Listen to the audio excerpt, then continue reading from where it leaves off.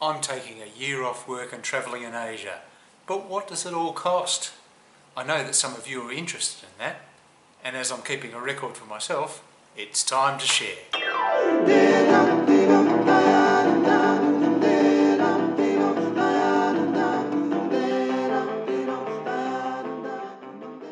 First up, some principles. I had expenses before I started the trip on April 2019.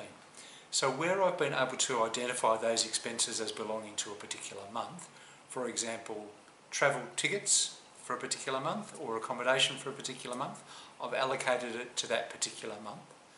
Where I haven't been able to identify that, for example, visas and health insurance, I've then split it up and allocated it evenly across all of the months. And finally, in compiling these figures, I've just compiled them in the most convenient currency at the time and then transferred them over to the other currencies using the appropriate exchange rate when I'm making the video. Alright, here we go. So April 2019 is a bit of a strange month because I didn't start travelling until April the 19th, so it's short on a few days.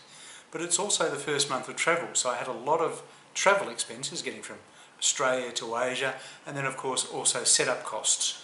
So it's a bit of a strange month, not sure whether it's going to be an overexpend or an underexpend.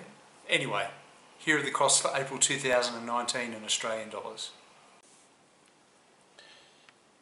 The accommodation figure includes hotels in Melbourne, Singapore and Thailand whilst I was getting set up, but it also includes the part deposit I paid on the apartment. Yes, I'm including the deposit as a cost because I don't know if I'm going to get it back, and if I do, it'll be a very light spending month when I get it back. The food figure basically includes all of the food whilst I was travelling. In airports, airport food can be expensive, and food whilst I've been in Thailand, lunch, dinner, snacks, breakfasts, all of those sorts of things. Personal expenditure, things like deodorant and powder and a few things like that. The laundry costs are for the pleasure of not having to do my own laundry. The communications figure is pretty light on. I haven't actually had a bill for my phone yet, but that was just the setup costs for that. The travel figure obviously includes the travel from Australia to Asia, Wagga to Melbourne, Melbourne to Singapore, Singapore to Chiang Mai, but it also includes things like sky buses and taxis and things like that, and a little bit of transport around town whilst I'm setting up. The entertainment figure, they're things like tickets into the gardens in Singapore and a night out at a bar listening to some music and things like that.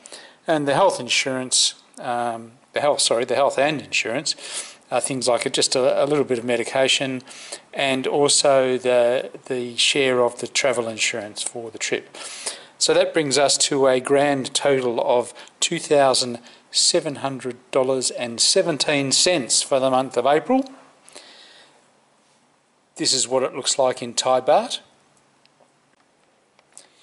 And for those of you who like a standard currency, this is what it looks like in US dollars.